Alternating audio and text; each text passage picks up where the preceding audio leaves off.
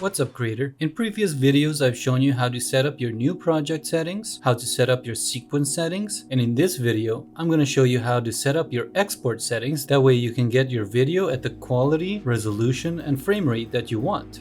So you spent some minutes, hours, days, or weeks editing your video. Now it's time to squeeze it out into a single high-quality playable video file. This is the final step of the video editing workflow, and we call that exporting. Also known as, oh god, please, why you gotta take so long when I miss my deadline and I'll have no money to pay for my rent? My dog won't understand why we have to switch back to the cheap brand of kibble and it's done. Awesome. So without further ado, let's cover the basic settings for exporting in Premiere Pro.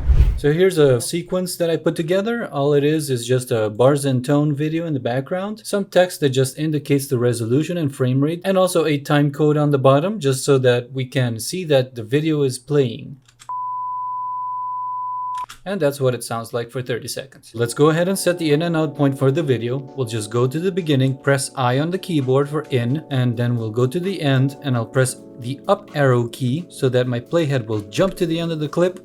And then I'll go backward one frame so that I can see the final image, the final frame on this preview monitor. And now I'll press O for out. So now we've set our in point and our out point. Now this is the part where we export the video. So I'm gonna go up here to my file menu and I'll click on export media, or we can always use the hotkeys. I do prefer to do that. It's one of those things that when you get used to it, you become a better video editor. You just press the hotkey and you're done. Anyways, here I have the export settings window. Let's move it over here. Right, this is the last panel that you're going to be able to affect before you export the video. That's why it's very important to get these settings right the way you want them. With Premiere Pro, it's always a good idea to explore your panels from the left to the right and from the top to the bottom. So let's start over here with the left tab on the top called Source. If we click that tab, we'll get a few options here at the top, most notably the crop tool. If we click that, we have the ability to crop our video. Personally, I think this is the worst possible place to crop your video. If you're gonna crop your video, just do it within your project or set up your sequence a certain way. There is nothing that you can do within this source section that you wouldn't be better off doing before the export. I'm not gonna be covering this.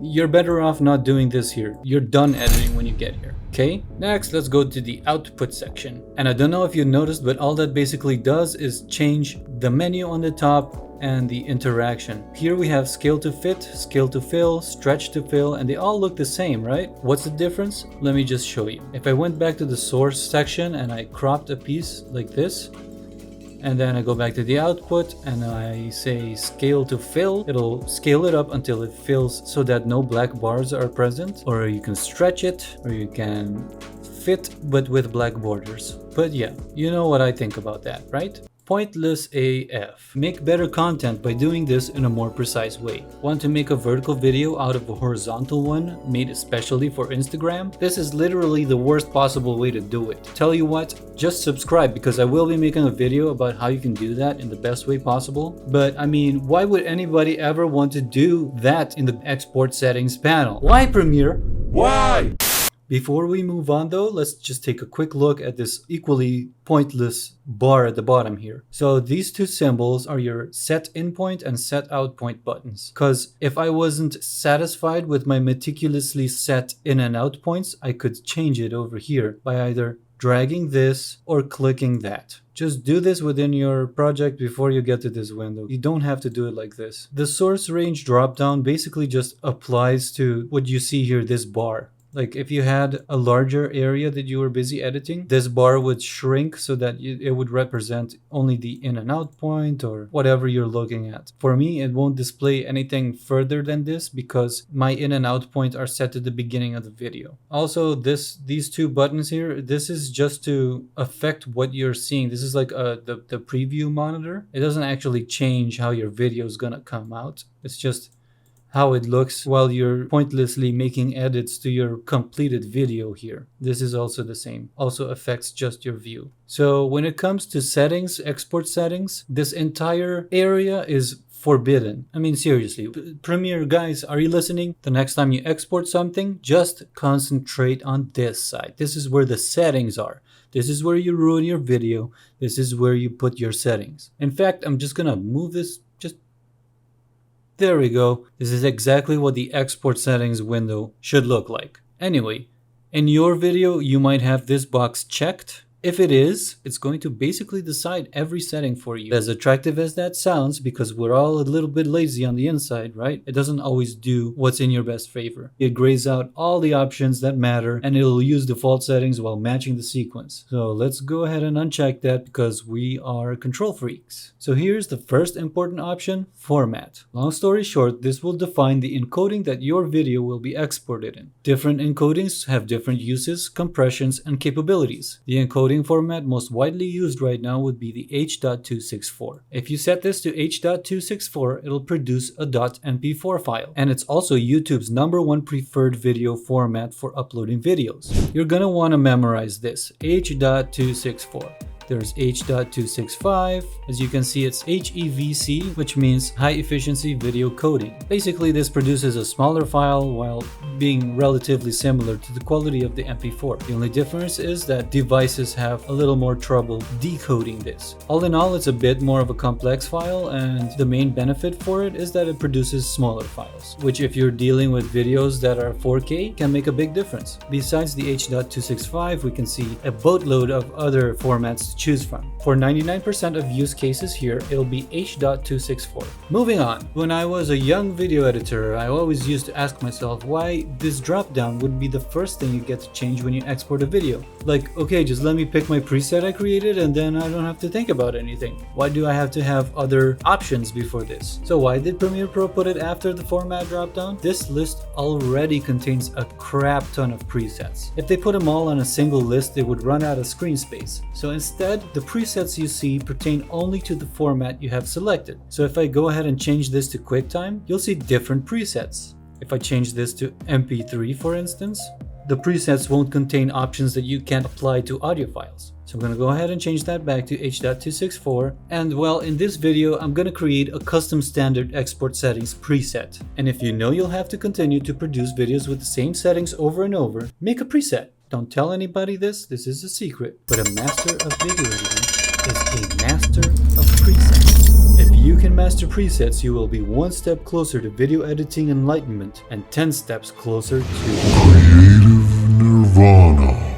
Alright, so moving on, I'm gonna move this window back here. Just pretend you don't see this part anymore. But anyway, we have the comments field. Whatever you write here will appear as a comment anytime you select this particular preset. So let me give a demonstration. I'll go ahead and save this as a preset and I'll name it example of comment. And here you have options to save some of these tabs that we didn't get to yet, but in any case, I'll just click OK.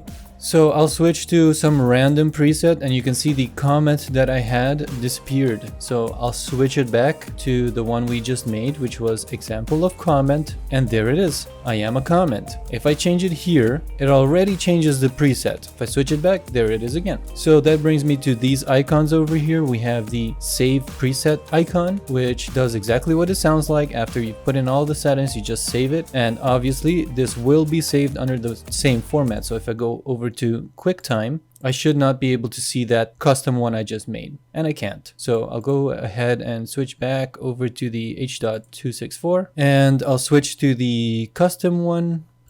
Also, there's the import preset icon that you can use to, you guessed it, import presets. But I'm gonna go ahead and delete this since it was just an example. Okay. And right now we have it on match source high bitrate, which is just the settings that Premiere Pro will use. It'll match the source anywhere it can and then set the bitrate to what it considers a high bitrate down here. But we'll get to that in just a minute. Anytime I make a change, this will automatically switch to custom. Okay, so next there's the output name text over here in blue. And if you click this, you will get a save as dialog window where I can browse to wherever I want to save my video, wherever I happen to be. That's where the video will export to, and this will be the name of the video. Whatever you type in here will override the name of the sequence. Let's just write the video and I'll click save. And you can see that the output name has changed. I also specified this folder for it to go into. which appears in the summary. Okay, so quick pro tip about this. The most efficient setup for exporting is to have your source media stored on a fast storage like an SSD drive, and then exporting to a different fast storage, like a second SSD drive. Okay, so next we have the export video and export audio checkboxes. These are here just to drive you crazy, trying to figure out why the hell there's no audio on the damn video. If you ever notice there's no audio on your video, and there should be, this is the first thing you should check. Now let me just make this window a little bit bigger, just so we have some more space. Next we have this handy summary section here. The summary is a great at-a-glance view of the technical settings about to be applied to your video. The last thing you do is check the summary. Just quickly glance at it, look at all these things, and if you don't notice something weird about it, then you're good to go. For instance, you would actually notice it would say no audio in the summary. That's one way to figure out. If you make a deal with yourself to always check the summary before you actually hit export or queue, then you wouldn't make this error. Okay, so moving on, we have this section on the bottom here that has these 6 tabs on the top. I'll just go through them from the left to the right and explain a little bit about what they are. Starting with the effects tab, and depending on what you're doing with your video and what you need, you may or may not ever need to visit this tab. Like, I don't need to use this tab for anything, but if I did need something from this tab, I do know where to find it, so that's why I'm going to cover it. And this is also a place where this preview actually does become a little bit useful, because I can see what effect what I select here has, right? So let's say you want to apply a look or a LUT on export, which, you know, I think is a terrible idea because you can't really adjust anything here. It's just select a LUT. You see how the colors changed? If I wanted to tweak this any bit at all, I wouldn't be able to do that here, right? So if you want more control, definitely don't do LUT here. Just use the Lumetri color effect while you're editing. I'll go ahead and uncheck this. And next we have the SDR conform. So I don't know if you actually know what HDR is. HDR means a high dynamic range. And if you have the right equipment, you can actually record, edit, and view HDR footage. However, if you recorded with HDR and you know people are going to view it on non-HDR capable devices such as televisions, then they may end up seeing a version of the video that's really inaccurate. So that's what you would use SDR conform for. SDR simply means standard dynamic range. If we click that, you can see that it brings whites down and brings blacks up. A lot of devices just aren't capable of the extra colors in the really brights and the really darks. If you do record with HDR and you do have to output a video that is SDR, I encourage you to look up more information about this, because it depends on the devices that your video is going to be displayed on, along with whatever you use to record it, what settings you have to use here. So there's no one size fits all settings for this. It depends really very much on what you use to film with and where it's going to be played. So I'll go ahead and uncheck that. Next, there's the image overlay section, which if I check it, you'll have the option to apply an image. So I'll go ahead and choose an image, which I have conveniently dropped in this folder, which is just our Digital Media Theory logo. Go ahead and open that, and you can see it appears right in the center of the video. The rest of the options here are all about how we can manipulate this image. For instance, I can place it at the top center so it doesn't obscure whatever text I have in the center of the video. We can offset this position a little bit to any direction. Move that back to the center, and we can also affect the size of it. And there's also the absolute sizing checkbox, which, and I know it's a little bit complicated, but bear with me. If you do save this as a preset with the image overlay and you use absolute sizing, then depending on the size of your output in resolution, so in this case I'm doing 1920 by 1080, if I were to use this very same preset on a smaller video, then the image overlay should look larger on a smaller video. Let's say if this was a 4K resolution video, should look smaller. 4K is like twice as big, so then maybe it would look this size. Lastly, there's the opacity setting, and you can already see where this is going. This is a very useful place to add a watermark over your entire video without actually having to edit with it over it. So this is something that I actually do find useful, because if I am editing for a client and I want to make sure the client doesn't steal the video and post it without actually paying me, I'll show them a demo that has either a logo or a watermark, and this is how I would achieve that. So let's move on. I'll go ahead and uncheck this. In this section, it's the name overlay, and you can see it already appeared here at the top. What appears is the name of your sequence. In the prefix field, you can fill something in that goes before the text. So let's write before and a space behind it. And then as soon as I click outside of this box, you'll see the text appears here. And in the suffix, it's exactly the opposite. We can write after, and actually the space should be before it. And we see that we have these words that appear before and after.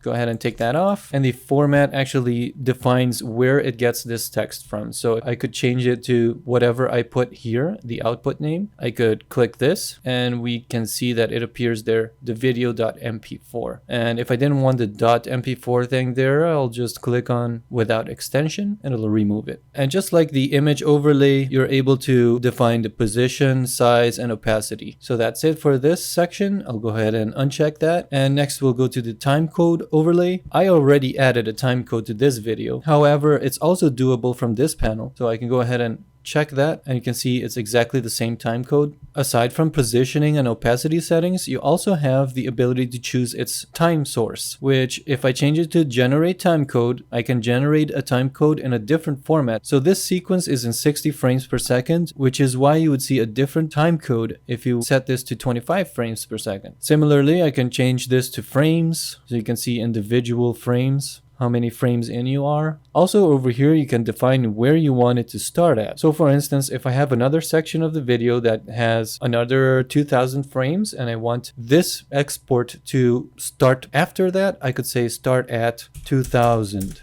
That way I can export multiple pieces of a movie. The client can tell me, oh, you know what? It's at that frame. Okay, moving on, I'm going to turn this off.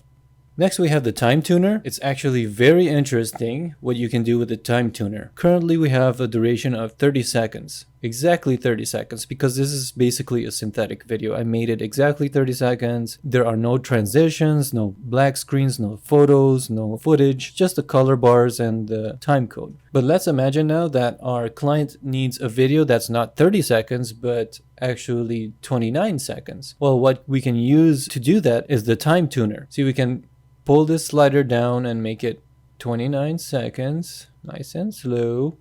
And this is an indicator that will show you how much of a change you'll get. And I can also slide this to adjust the duration change. Keep in mind that the time tuner can affect any export with 10%. So I can make it 10% shorter or 10% longer. And what it does is it finds parts of your video that are quiet and don't have too much action or too much stuff moving around, and sort of cuts a few frames out of there to get to whatever budget that you state in the target duration or duration change. In this case, it'll steal a frame here and there, and your output video will be exactly this length. No shorter and no longer, exactly that. This can help you a lot if you work in the broadcast industry, or if a client has to have a specific length of video. You can use this to shorten or lengthen your video without actually having to go back and find out where you can cut out little pieces. What's interesting about the time tuner is that it's made to find opportunities where it can cut frames out without anybody being able to notice that. The only time that you might be able to notice the small changes is when you're using music. Then you might notice, but if there isn't a defined rhythm going on, you're not even gonna notice any difference. Another thing to note is that the longer the video, the less perceptible the change. Next, in preset use, this dropdown simply defines when you have this in your preset, is it going to reference this or that? So if you're a person who always needs 29-second videos, you can say only reference the duration. Therefore, anytime I make something that's 32 seconds or 31 seconds, it's going to shorten it down to 29 seconds. Or you can change it to duration change, where Premiere will always reference this number when it applies the time tuner effect. And lastly, there's the skip slates button, which says don't apply time tuner on slates, which is a series of still images with a combined duration longer than 10 seconds. So Premiere is smart enough not to apply the time tuner effect to slates. I'm gonna go ahead and uncheck that so we can move on.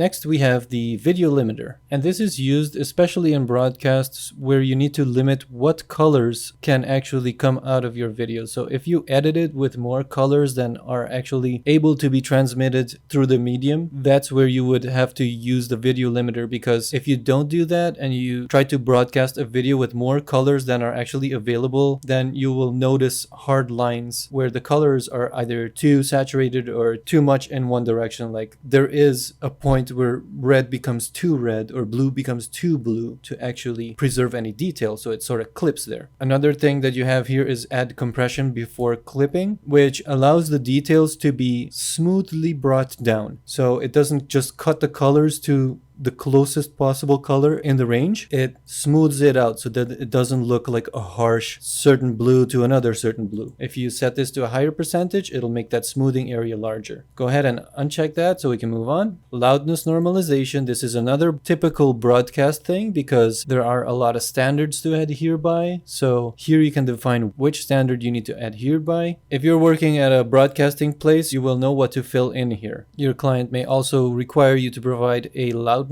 report. That way they know what they're working with before they actually put it on air. Generally speaking, these two, video limiter and loudness normalization, are broadcast safe options, but if you do need to use them, somebody will tell you that you have to. Mostly we're just learning how to export a video, so let's just skip these. I've actually unchecked every single box here because I don't need any effects on my video, and I'm definitely not making a preset where I would need effects on it. I'll go ahead and switch to the video tab. This is one of the most important tabs that you will be dealing with, so let's go ahead and address the very first button up here, match source. When you have a bunch of settings that have not been selected based on whatever preset you have, you can always click match source and it'll revert to all the settings that match your source. However you recorded the video, that's going to be the settings that it'll use. This will affect many settings down here, so we're just going to click this once to make sure that we have a good foundation, and then we'll move setting by setting just to make sure everything is actually good. Everything that is grayed out has this checkbox checked, and that's because it's set to the default. So in short, this checkbox simply means you decide what's default here, and then Premiere will do that. If I did want to change the size of the video output, for instance, I wanted to make a 4K video using footage that was 1920 by 1080, I can either specify the new size in the sequence settings, or I can blow it up right here by setting this to 3840 by 2160. It automatically changed the height for me because the aspect ratio button was enabled. But if I wanted to change the aspect ratio, I could just, uncheck that, and then let's say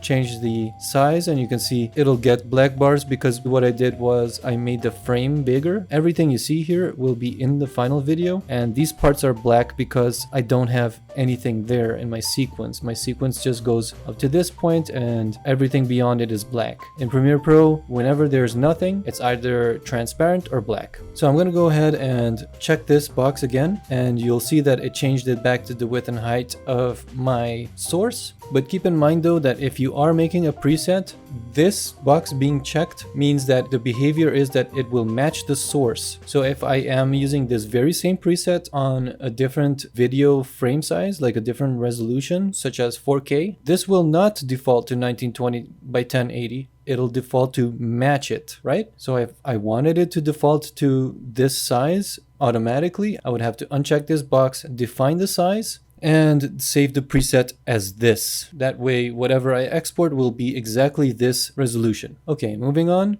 I'm gonna leave this defined as 1920 by 1080. I'm creating a preset that only exports videos at this exact resolution. Next, we'll go to the frame rate settings. Typically, I don't like to let Premiere use defaults all the time. I'd rather just have it absolute and then define in the preset name what exactly the preset will do. I'm using 60 frames per second footage here, so I'll just leave this on 60. I could also change it to half of that, like 30. And what happens is, since the footage is 60 and my sequence is 60, but the export settings says 30, then the exported video will be, you guessed it, 30. It'll take your 60 frames per second footage and sample every second frame. So you'll see the first frame, and then it'll skip frame 2, and then you'll see the third frame, and then it'll skip frame 4, and so on and so forth. Gonna go ahead and change this back to 60 because I'm creating a preset that exports at 1920 by 1080 at 60 frames per second. So next we have the field order, and you'll notice that when I uncheck this, it's actually grayed out. And the reason for that is that you don't have this option when you're at 60 frames per second. If I were to switch this to 30 and then check and uncheck this box, you'll see that the field order dropdown becomes available. You can say upper first or lower first or just progressive. And this has everything to do with interlaced footage. I'm not going to go over in this video what interlaced footage is, but just know that if you are using interlaced footage, you need to define whether it uses the upper or lower fields first. In a nutshell, interlaced footage is usually going to be found in older equipment. So this will probably be on progressive for you. Switch this back to 60. And since we can't affect this, it doesn't really matter if the check mark is on or off. In this case, we don't need to use this setting at all. Next, we have the aspect drop down, which if I uncheck it, you can change the aspect of your pixels. Modern devices like desktop monitors or laptop monitors and cell phones, they all have square pixels, meaning that every pixel that makes up your screen is exactly square. However, if you put your face really close to an old TV, you might notice that those pixels aren't actually squares, they are rectangular. And that's what this does. 95% of people will be using square pixels, so we can just leave that setting on square pixels. Okay, so next we have the render at maximum depth checkbox, and I'm going to have to do an entire video about this, but in a nutshell, you're going to want to have this checked unless you don't have much time to export a video. But if quality is on the forefront of what you need, then this will help reduce banding, which is a thing that you can get when you have gradients, or blocking, which is another type of artifacting that can happen. Moving on, the encoding settings, you're going to want to have this on hardware encoding if you have that option. And that option is going to appear when you have a video card that you can use. The only time you will need to have this on software encoding is if you're either troubleshooting your hardware. So for example, you're trying to export a video and it just keeps crashing, or if you're just doing some testing. But if you have this option, there's very few reasons why you wouldn't use it. Okay, next we have the profile dropdown.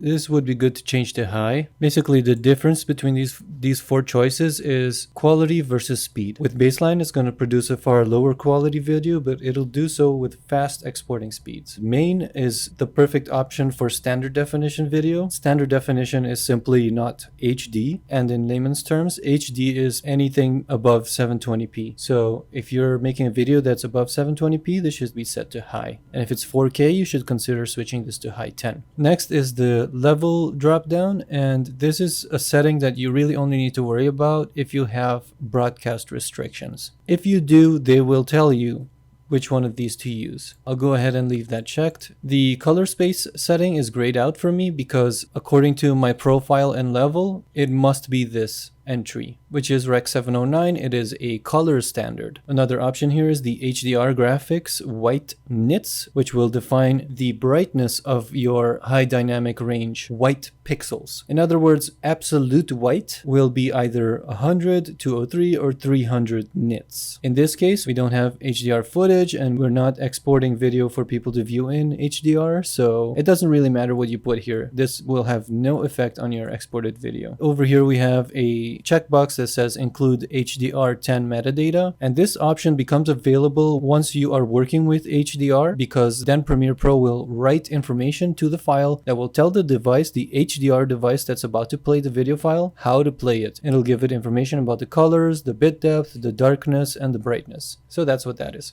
And next we have the mastering display color volume section. We can't change anything here based on our settings in the previous sections. Just know that you won't need to affect these things. Next we have the bitrate settings. That is an important section. When I affect this slider, this will directly affect how many bits per second are encoded in the video, and bits are pieces of data. Therefore, the higher the slider goes, take a look at this estimated file size on the bottom here. Premiere Pro says that if I export this at the current target bitrate, which this is ridiculous by the way, you should never go this high for a video of this resolution. However, you would see that it would create a 2565 megabyte file, and that's 30 seconds of video, right? So that's just an insane amount of data for 30 seconds. So generally, 10 megabits per second is not bad. It'll produce a modestly sized file that is not too difficult for most devices to play, because keep in mind that if there is a lot of data, devices may have a lot more trouble actually decoding and playing the file. The video you're watching right now is set to 15 megabits per second. I did skip over the bitrate encoding dropdown, but I wanted to just cover the bitrate slider first. So if we click on this dropdown, we'll see three options: CBR, VBR 1-pass, and VBR 2-pass. And the acronyms are constant bitrate and variable bitrate. And there are two variations of the variable bitrates. Constant bitrate simply means that if I set it to that and I say target bitrate is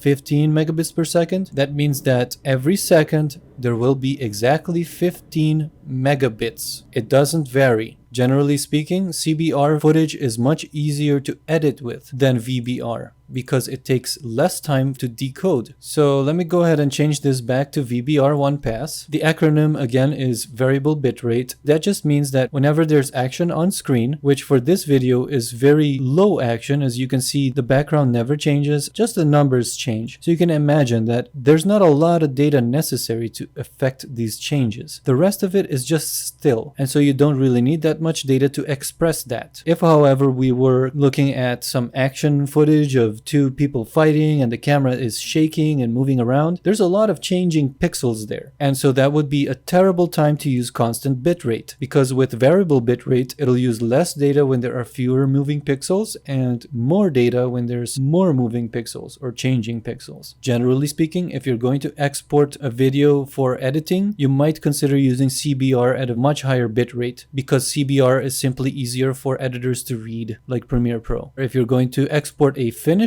product, I would suggest you use VBR. Also, something we should cover is the difference between VBR1 and VBR2 pass. With VBR1, it just encodes everything from the start to the finish, and with VBR2 pass, what you do is you set your target bitrate. You say, okay, I want the video to be around 15 megabits per second, and then you have the budget to go up to, let's say, maybe 25 megabits per second. And so what would happen is on the first pass, it'll do its best to encode it, trying to stay around the target bitrate. However, if it finds a reason to go to a higher bitrate, such as a sudden change on screen, it can spike up to this data rate and then revert back to the target bitrate. It would take a little bit longer to encode because it encodes from the start to the finish and then from the finish back to the start a second time, making any adjustments in bitrate to preserve whatever quality that is necessary. In the end, it will result in a better looking video. So I'll go ahead and move down here to the advanced settings section. It says keyframe distance. Okay, so I'm gonna read for you what Adobe has to say about the keyframe distance over here on their website. It says, enable this option to specify how often keyframes, aka iframes, are inserted in your exported video. In general, a lower keyframe value results in a higher quality video, but may increase file size. So the smaller this number, the higher the quality, but the bigger the file size. Now, I'm also going to check out what are keyframes. Okay, so it says here that keyframes are complete video frames or images that are inserted at consistent intervals in a video clip. The frames between the keyframes contain information on changes that occur between keyframes. In order to summarize what keyframes are, they're basically complete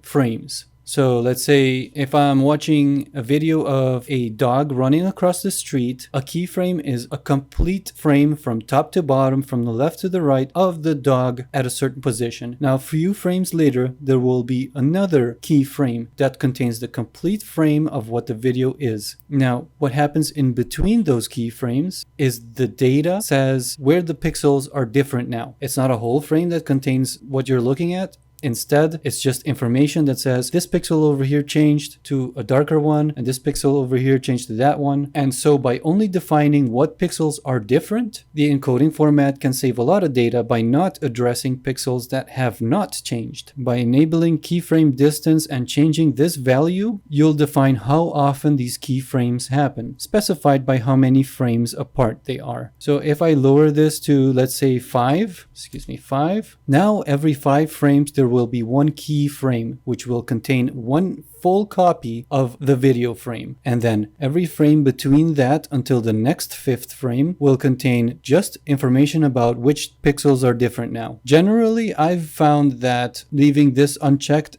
is totally okay. I've never had weird artifacts happening. However, Adobe does say that lowering this value will produce a higher quality video. In my experience, I've not sensed the need to change this at all. So I'm not going to be doing that. And the next section we have is the VR video section, which is where you will define whether or not your video is VR and what kind of VR it is. See?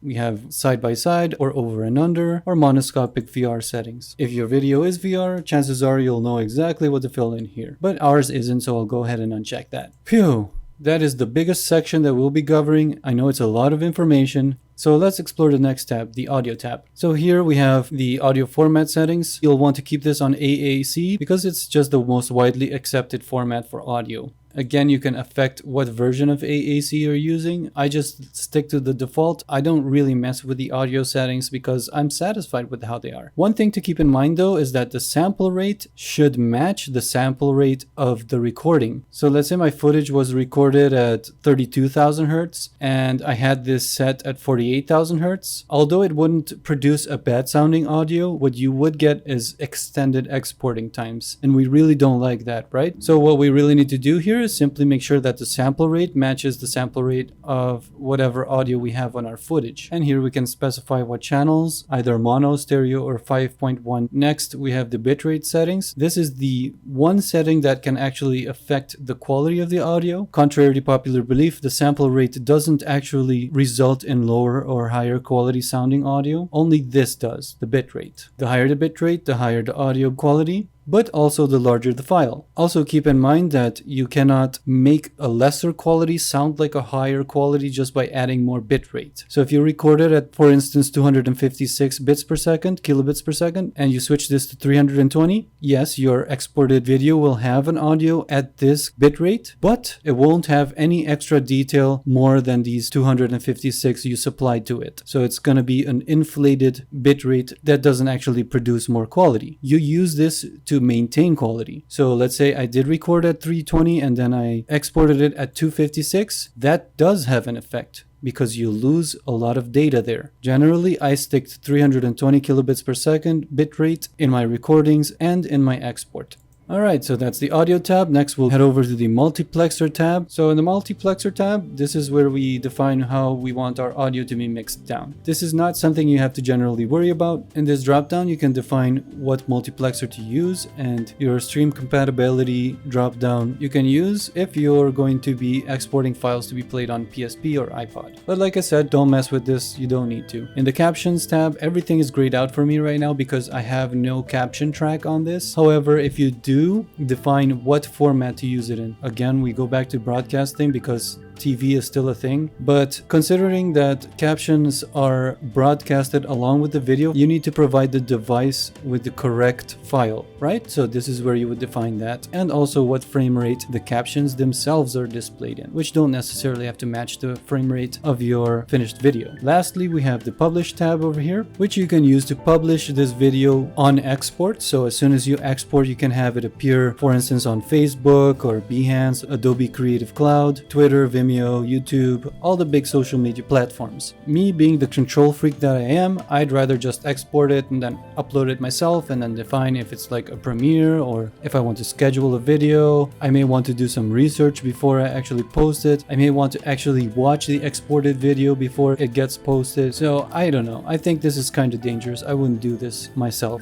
I would rather export it, make sure it's all good, set it up properly, and then publish. So let me just do a very quick summary of these tabs up here because I know that's a ton of information we just went through. So from the left to right, effects, don't go in here unless you need to add a watermark or a name. Going back to the video tab, what you need to have set up here is just simply the resolution of your video, the frame rate, and the aspect ratio of your pixels. Just make sure they're square. And I would check this box that says render at maximum depth if quality was the main concern for you. Next, we want to make sure the performance is set to hardware encoding, which I forgot to mention earlier is not possible if you set this to VBR2 pass. That will use software encoding, which would make your export super slow slow, and although it would result in a higher quality video, for me the sacrifice is just too big. I have a very good graphics card, I'd rather use that. Next, I set my profile to high and the bitrate to target of 15. I don't affect my keyframe distance and I don't use VR. The rest of these tabs I've not actually affected. I'd rather just look up here to make sure that my audio is set to the correct kilobits per second and the correct sample rate. Once I've verified that these are the correct settings, I don't even need to open this tab. So that covers this big section here, which is the most complicated part. What we're left with are these 6 checkboxes down here, a drop down, and a few buttons. So for the first checkbox, it says use maximum render quality. This is a setting you don't actually have to have enabled because this really only applies when you are scaling. So let's say I change the size of my video and it's going to either make it bigger or smaller. That's where this would be necessary. It reduces aliasing and other common problems with scaling. We have the use previews checkbox. It will use whatever previews that you have rendered while editing. If you didn't render any previews, then it will not use any previews. You would just use this if you want to speed up your rendering times. I don't leave this checked. I would rather the program redo any effects and do them right than use a preview that wasn't cranked out at the right settings. Next, we have the import into project checkbox, which if I have this enabled, after it exports, it imports it right here into the project. Another checkbox we have here is the use proxies checkbox, which will substitute the original footage for proxies if you have them. If you don't have proxies, it will not use any. If you're a beginner, you may not know what proxies are, but proxies are simply stand-in footage. So for instance, if you have a giant 4K footage, your computer can't really handle editing it, you may create a proxy for it, which will produce a much smaller video that's exactly the same, but you can edit because it's a lot smaller. So if you make a smaller video and then you use the proxies, you can imagine that you will get a lower quality result in the end than using the original, much better, higher detail video. You can also set your start time code to 0. That way, when a person receives this video and they put it into their Premiere, the time code at the beginning of the video will be 0000, or you can define what time code it will be. So then on their timeline, if you have this set to, for instance, 56 frames, then the very first frame on their timeline will have this time code rather than 0. So I'll go ahead and change this back to 0. If you have any use for this, you might consider using this option. Next, we have the render alpha channel only checkbox, which is useful if you're going to render only what should be transparent. So as I said earlier, if there is nothing in a place on your video in a single frame, like if I didn't add an image or any footage in a particular location, that spot on your video would be black or transparent. It's one of the two, right? Well, if it is transparent and you export a video to MP4, since MP4 cannot carry transparency information, aka the alpha channel, you may want to use this setting to show where the alpha is. In this case, since I have data occupying every single pixel of the screen, it appears white. But if I had a part of it missing, like if I had a portion of the video where there is no image, there is no footage, then it would be black. And you could use that for specific purposes like devices that need to be told where transparency is without being able to read any files that can carry over transparency data. I know, it's complicated. Just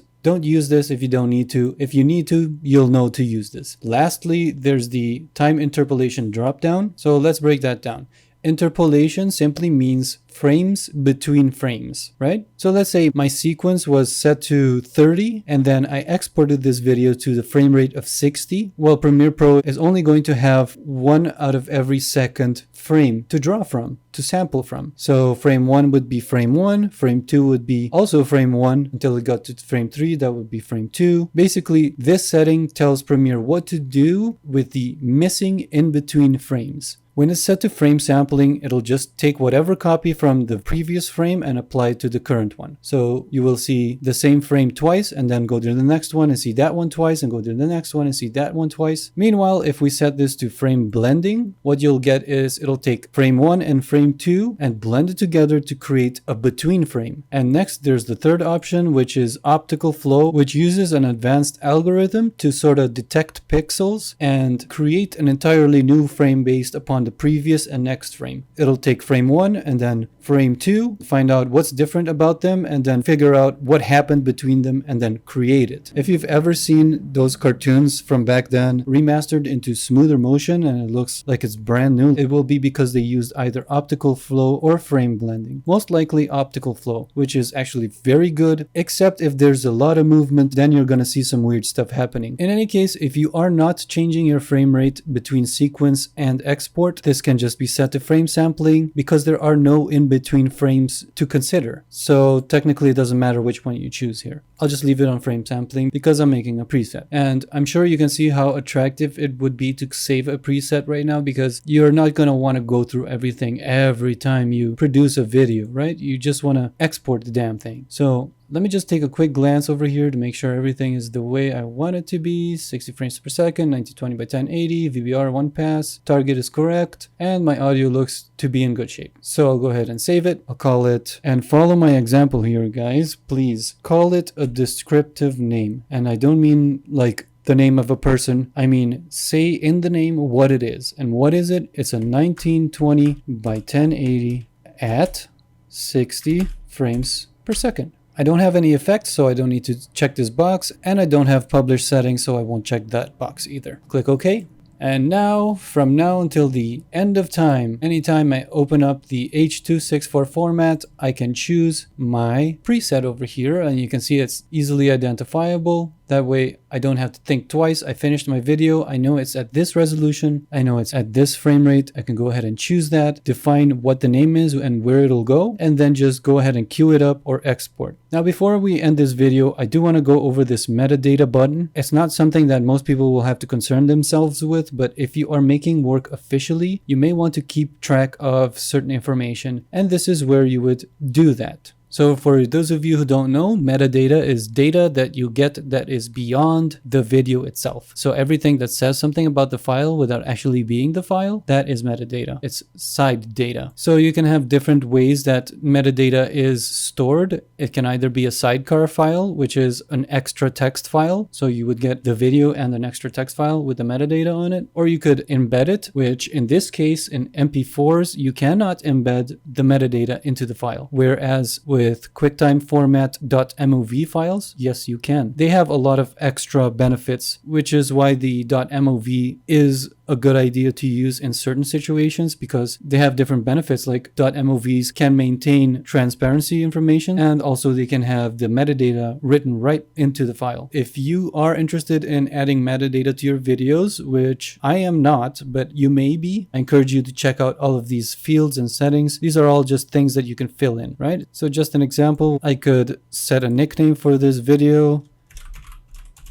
I could rate the video, add a label, and so on and so forth. There are so many fields here. So if you're going to use this, I encourage you to go ahead and explore. For me though, I don't actually use metadata in this way, so I'm just going to leave it on off. And now that everything's done, the last thing you're going to need to do is choose whether you're going to queue up the export or export directly from Premiere Pro. And the difference is simple. If you click export right now, Premiere Pro is going to stay open and it will try to export the video, and you won't be able to use Premiere Pro at all. This is what that looks like.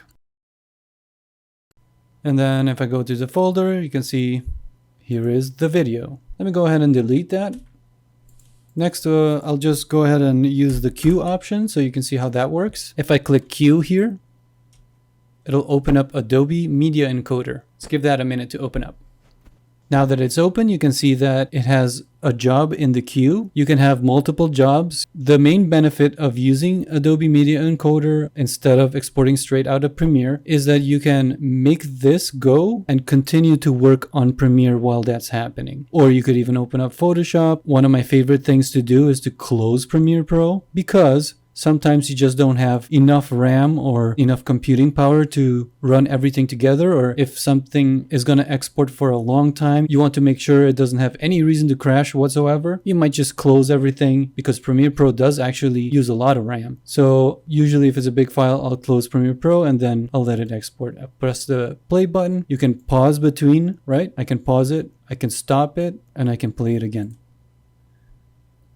And once it's done, we can go back to the folder and we can see that the video is right there. It's not called the video because I didn't actually define a different name in the export. So it just kept the name that I have named the sequence. So on Premiere Pro, the sequence was called main sequence. I'll go ahead and delete that. I can just close it. You've successfully exported your video. You can now publish it or do whatever you want, send it to your friends. Your video file is ready to go. I really hope you enjoyed this video. I hope you liked my explanation. I like to be thorough about things. I know that I mentioned a lot of options that you aren't going to need, but I find that if I know the options that I don't need and one day I do need them, it's priceless. It's priceless to have the answer before you need it. As always, if this video helped you become a better video editor, please support my channel, leave a like, subscribe if you want to learn more. I'll continue releasing videos as long as you keep watching them. For now, take care, and I'll see you in the next one. This was Josh for Digital Media Theory.